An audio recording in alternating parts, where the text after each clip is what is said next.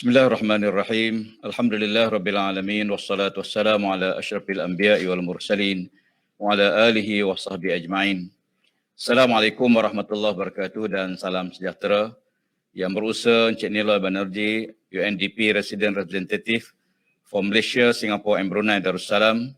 Yang bahagia Datuk Seri Senior Dr. Zaini Ujang, Ketua Setiausaha Kementerian Alam Sekitar dan Air, Ketua-Ketua Setiausaha Kementerian, Setiausaha Kerajaan Negeri, Datuk Bandar yang dipertua pihak berkuasa tempatan, yang bahagia Tan Sri, Datuk-Datuk, Datin-Datin, tuan-tuan dan puan-puan yang dihormati sekalian. Sebelum memulakan ucapan pada pagi ini, izinkan saya memetik ayat daripada Al-Quran surah Al-A'raf ayat 56 sebagai peringatan daripada Allah kepada kita semua. Firman Allah Ta'ala, A'udzubillah minasyaitanirrajim, وَلَا تُبْسِدُوا فِي الْأَرْضِ بَعْدَ إِصْلَاحِهَا وَادْعُوهُ خَوْفًا وَطَمَعًا إِنَّ رَحْمَةَ اللَّهِ قَرِيبٌ مِنَ الْمُحْسِنِينَ. Maksudnya, dan janganlah kamu berbuat kerosakan di bumi sesudah Allah menyediakan segala yang membawa kebaikan padanya, dan berdoalah kepadanya dengan perasaan bimbang kalau tidak diterima oleh Allah, dan juga dengan perasaan terlalu mengharapkan supaya doa kita dimakbulkan oleh Allah. Sesungguhnya rahmat Allah itu dekat kepada orang yang memperbaiki amalannya. Tuan-tuan dan puan-puan dihormati sekalian, izinkan saya membaca teks ucapan perasmian bagi pihak Yang Amat Berhormat Perdana Menteri Malaysia Tan Sri Datuk Haji Muhyiddin bin Haji Muhammad Yassin. Bismillahirrahmanirrahim. Assalamualaikum warahmatullahi wabarakatuh dan salam sejahtera. Apa khabar semua? Saya doakan saudara dan saudari sihat walafiat sentiasa. Alhamdulillah, saya merafakkan kesyukuran kepada Allah Subhanahu wa Ta'ala kerana dengan izin dan limpah kurnianya juga kita dapat bersama-sama hadir dan bersemuka secara maya di dalam Majlis Persidangan Bandar Rendah Karbon Malaysia MyL3C dan seterusnya menyempurnakan pelancaran Pelan Induk Bandar Rendah Karbon Negara National Low Carbon Cities Master Plan atau NLCCM pada pagi yang mulia ini.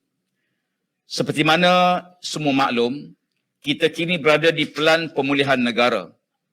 Sebagai sebuah kerajaan yang bertanggungjawab dan prihatin, kita faham akan keperluan dan permintaan setiap suara kumpulan masyarakat.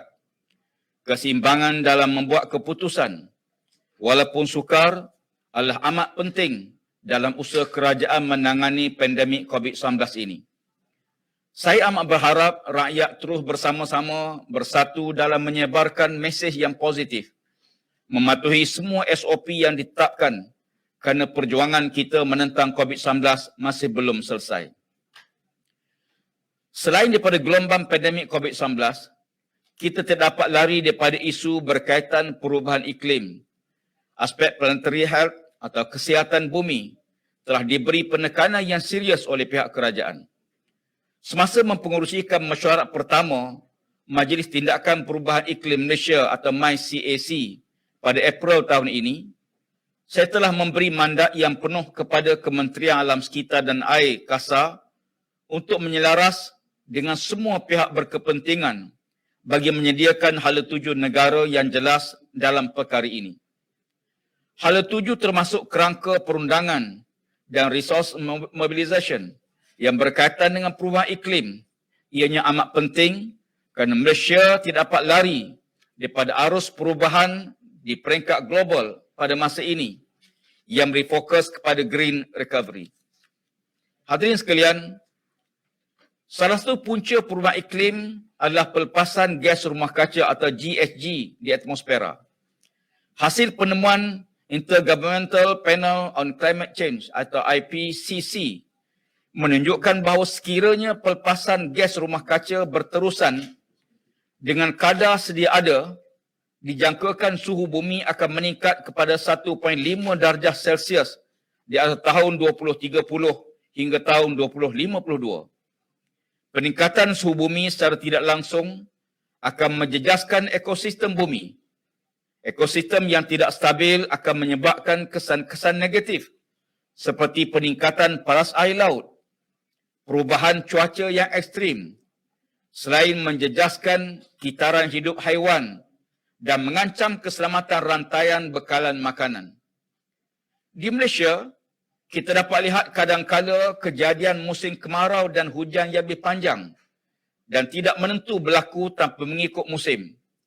Ketidakstabilan ini menyebabkan terjadinya krisis bekalan air dan kejadian banjir kilat yang buruk di beberapa buah negeri.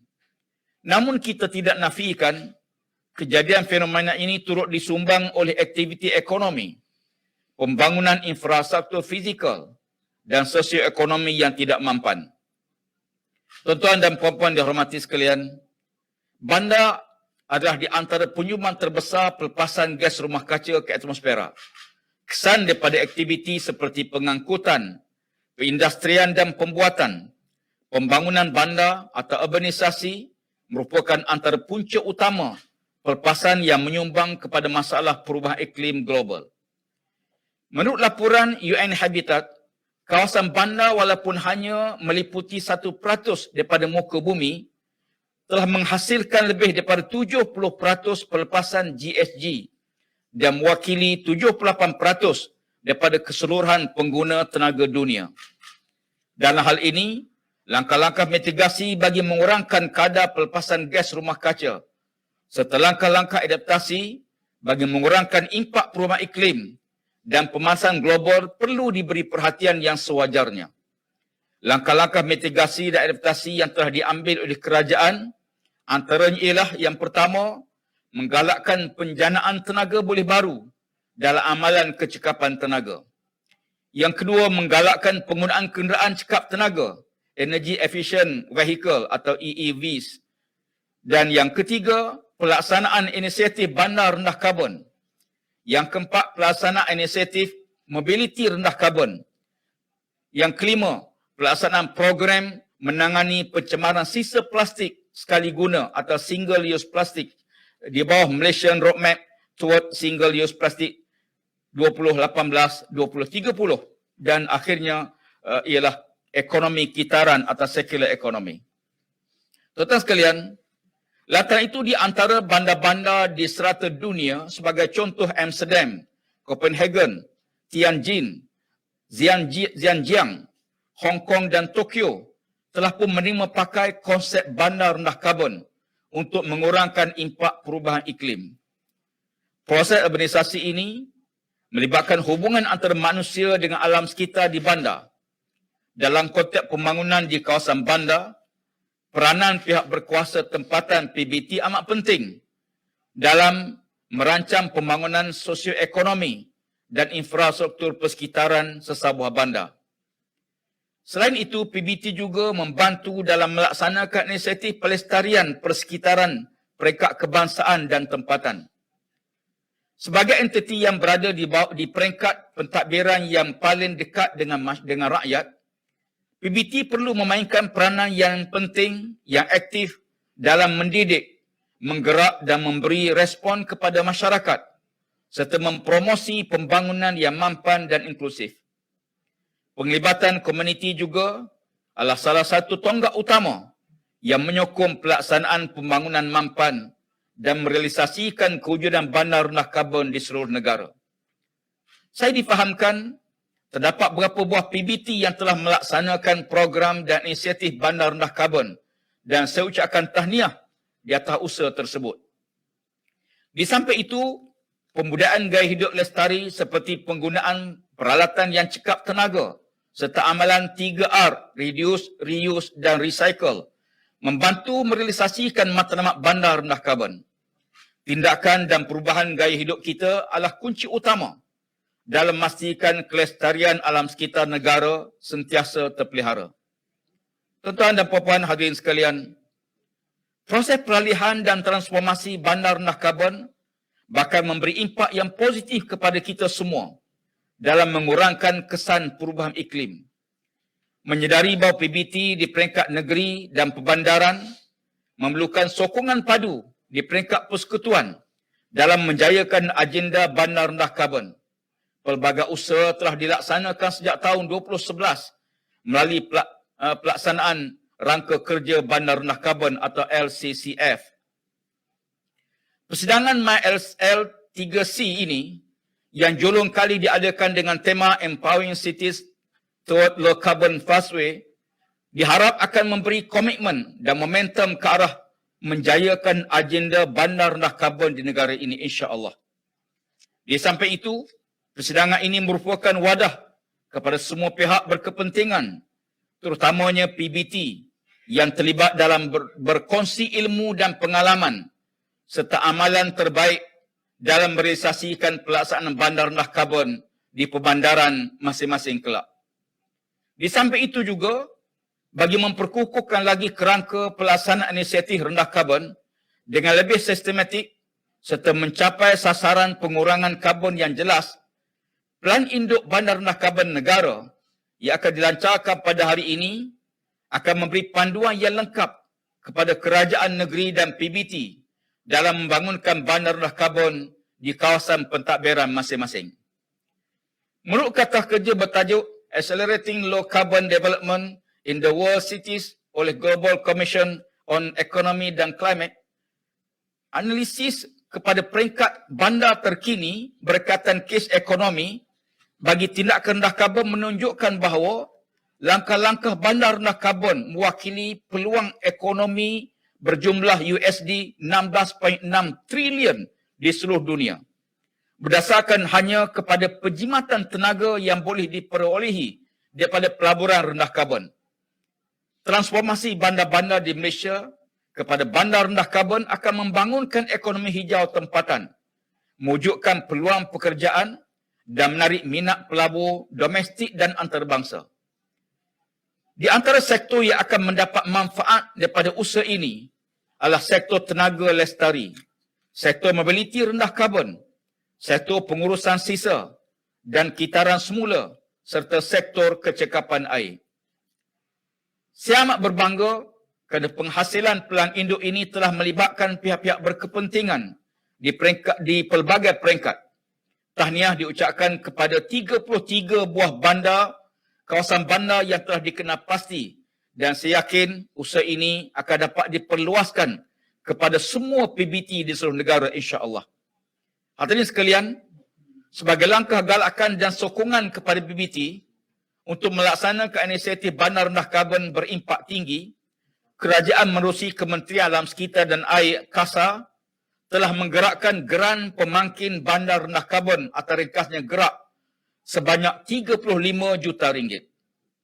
Keutamaan akan diberikan kepada PBT yang sudah melaksanakan program bandar rendah karbon LCCF serta penyertaan dalam program Low Carbon Cities 2030 Challenge atau LCC 2030C di peringkat kategori zon rendah karbon. Ini adalah sokongan dan suntikan dana diberikan kepada PBT untuk memacu tindakan perubahan iklim dari peringkat PBT dan akar umbi. Sehubungan dengan itu, saya menyeru agar pihak berkepentingan terutamanya PBT menyambut baik usaha kerajaan dan memberikan kerjasama serta komitmen yang jitu dan berterusan kepada Kementerian Alam Sekitar dan Air dalam melaksanakan transformasi ke arah bandar rendah karbon yang dibawa melalui Pelan Induk Bandar Rendah Karbon Negara. Saya amat yakin bahawa inisiatif ke arah bandar rendah karbon di Malaysia boleh dilaksanakan dengan baik dan berkesan menggunakan pendekatan bersepadu dan sistematik. Sinergi antara kerajaan persekutuan dan kerajaan negeri perlu dipertingkatkan dalam mendukung usaha dan inisiatif PBT melalui penyaluran sumber-sumber yang tersedia sama ada daripada segi pembangunan kapasiti maupun peruntukan keuangan. Sokongan ini amat penting bagi memacu PBT ke arah pembangunan mampan dan rendah karbon di kawasan pentadbiran masing-masing yang seterusnya akan menyumbang ke arah peningkatan kualiti hidup dan kelestarian alam sekitar. Kerajaan negeri juga perlu menyelaras pelaksanaan bandar rendah karbon dan menyokong usaha yang dilaksanakan di peringkat PBT dengan menyediakan peruntukan termasuk galakan penyertaan PBT dalam program cabaran LCC 2030. Di samping itu, elemen bandar rendah karbon wajar dipertimbangkan oleh kerajaan negeri untuk diterapkan dalam perancangan pembangunan seperti rancangan struktur negeri. Tuan sekalian, Walaupun aktiviti-aktiviti dalam kawasan bandar merupakan penyumbang utama pelepasan GHG, namun bandar-bandar juga memainkan peranan penting dalam tindakan perubahan iklim menuju ke arah penghuni bandar yang sejahtera dan bandar Malaysia yang lestari. Akhir kata, saya mengucapkan tahniah kepada semua yang hadir pada hari ini. Penyertaan anda semua adalah testimoni komitmen yang akan memacu agenda bandar rendah karbon di Malaysia. Dengan lafaz Bismillahirrahmanirrahim, saya dengan sukacitanya dengan ini merasmikan persidangan bandar rendah karbon Malaysia MyL3C yang melancarkan dokumen Pelan Induk Bandar Rendah Karbon Negara NLCCM. Sekian, terima kasih. Assalamualaikum warahmatullahi wabarakatuh dan salam sejahtera.